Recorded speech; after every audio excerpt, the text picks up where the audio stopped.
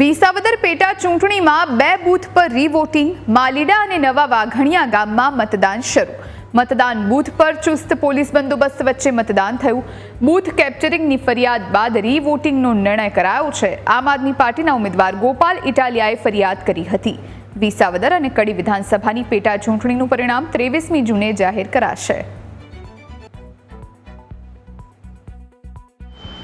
સત્યાસી વિસાવદર વિધાનસભા પેટા ચૂંટણીનું 19 જૂનના રોજ જે નિયમિત મતદાન થયું અને ત્યારબાદ 2 બૂથો પર આમ આદમી પાર્ટી દ્વારા બોગસ મતદાનની ફરિયાદને લઈને આજે ફરી જે 2 બૂથ છે એના ઉપર પુનઃ મતદાન થઈ રહ્યું છે।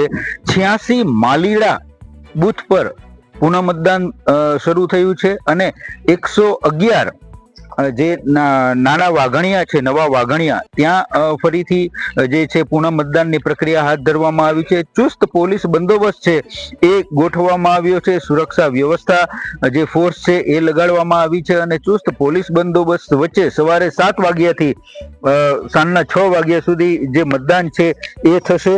19 જૂનના રોજ માલીડા બૂથ પર 65.92% મતદાન થયું હતું અને 111 નવા વાઘણિયા બૂથ પર 71.67% જે મતદાન છે એ નોંધાયું હતું અને આજે સવારથી જ ફરીથી મતદારોમાં એક ઉત્સાહ છે એ જોવા મળી રહ્યો છે અને સવારથી જ મતદારો છે એ મતદાન મથક પહોંચી રહ્યા છે। એટલે આજે સાંજ સુધીમાં કેટલું મતદાન થાય છે એ જોવાનું રહ્યું। ખાસ કરીને જ્યારે આમ આદમી પાર્ટીની જે બોગસ મતદાનની જે ફરિયાદ હતી તેને લઈને ગઈકાલે જ સાંજે ચૂંટણી પંચ દ્વારા પુનઃ મતદાનનો નિર્ણય કરાયો હતો અને આજે સવારથી શાંતિપૂર્ણ માહોલમાં પુનઃ મતદાન છે એ શરૂ કરવામાં આવ્યું છે અને સાંજે 6 વાગ્યા સુધીમાં આ જે મતદાન પ્રક્રિયા છે એ પૂર્ણ કરવામાં આવશે।